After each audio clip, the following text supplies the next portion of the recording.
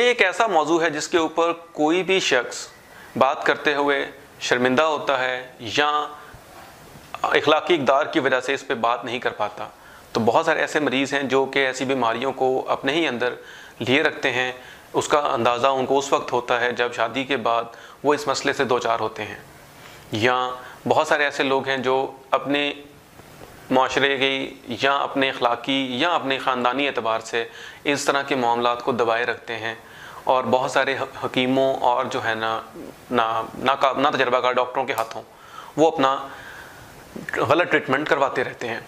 मर्दाना कमज़ोरी के बारे में समझने के लिए सबसे पहले ज़रूरी है कि देखा जाए कि मर्दाना कमज़ोरी दो हिस्सों पर मुश्तमिल है। सभी लोग इसको समझते हैं।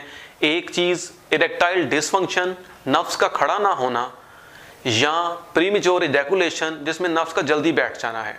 आज हम इरेक्टाइल डिसफंक्शन के ऊपर बात कर रहे हैं कि नफ्स या तो खड़ा ना हो या अगर खड़ा हो तो वो इस काबिल ना हो कि वो सेक्सुअल इंटरकोर्स या जमा पूरा कर सके। इसमें 40 से 70 साल की उम्र के लोग शामिल हैं। बहुत कम लोगों में ये छोटी उम्र में पाया जाता है। इसकी वजूहात जिनको हम दो में हिस्सों में डिवाइड करते हैं, साइकोलॉजिकल या ऑर्गेनिक कॉजेज़।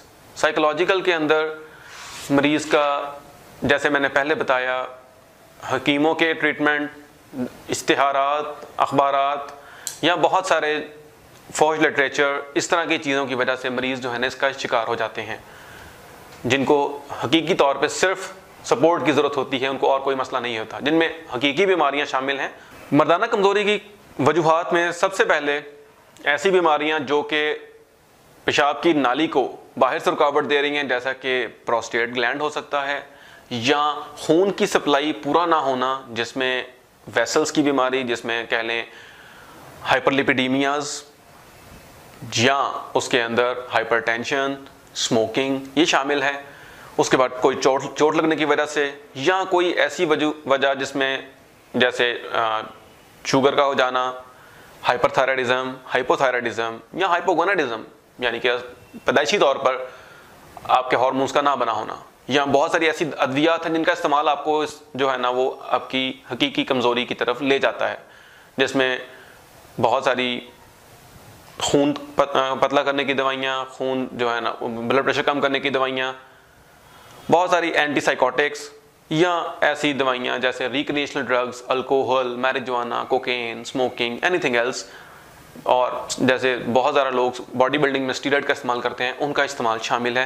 ये तमाम बीमारियां आपको इरेक्टाइल डिसफंक्शन या इम्पोटेंस उसकी तरफ ले जाती हैं।